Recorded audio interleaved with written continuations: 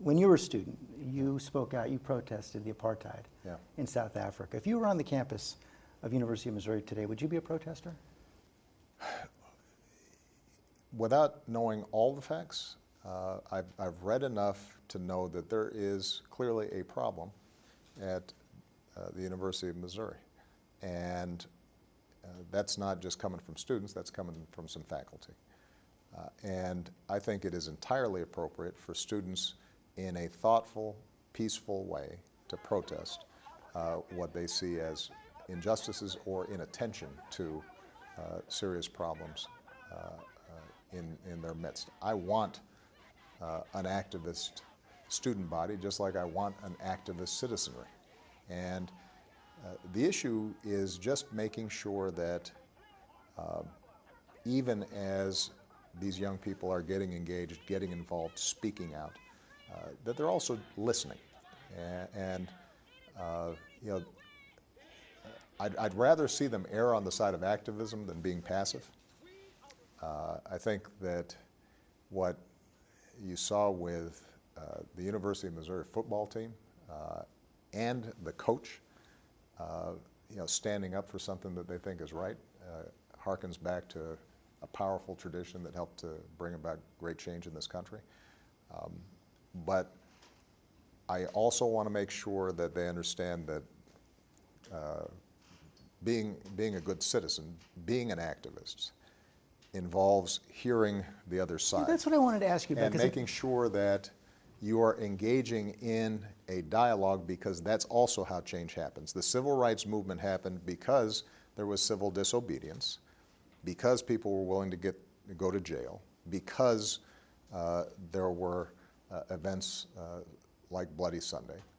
But it was also because the leadership of the movement consistently stayed open to the possibility of reconciliation and sought to understand the views, even views that were appalling to them, of the other side. Because there does seem to be a strain on some of these campuses of a kind of militant political correctness where you shut down the other side. And I disagree with that.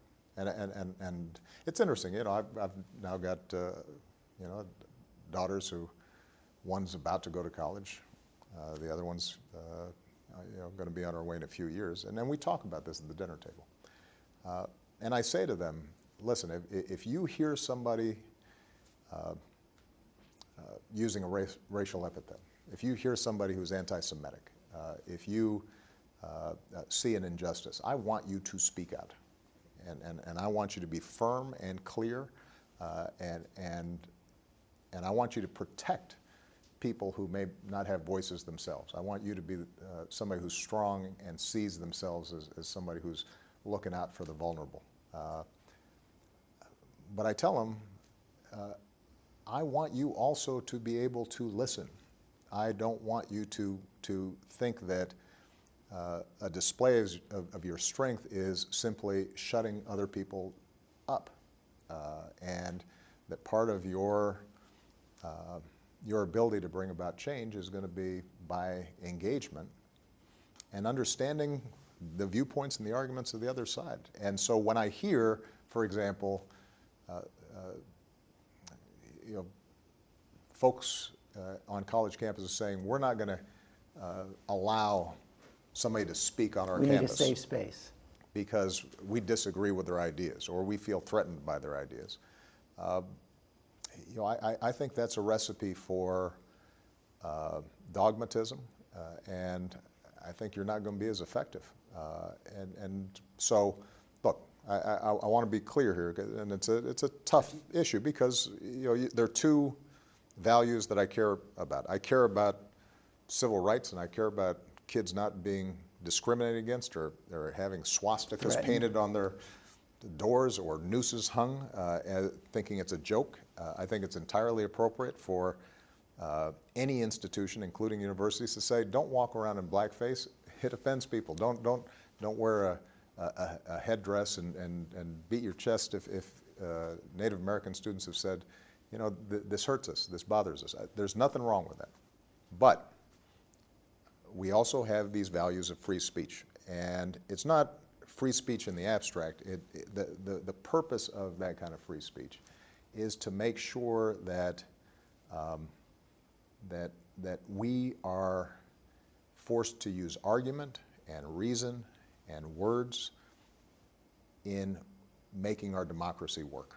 And you know, you don't have to be fearful of somebody spouting bad ideas. Just out-argue them. Beat them. Make the case as to why they're wrong. Win over adherents. That's how things work in a democracy. And I do worry if young people start getting trained to think that if somebody says something I don't like, if somebody says something that hurts my feelings, that my only recourse is to shut them up, avoid them, push them away, call on a higher power to protect me from that. You know, and yes, does that put more of a burden on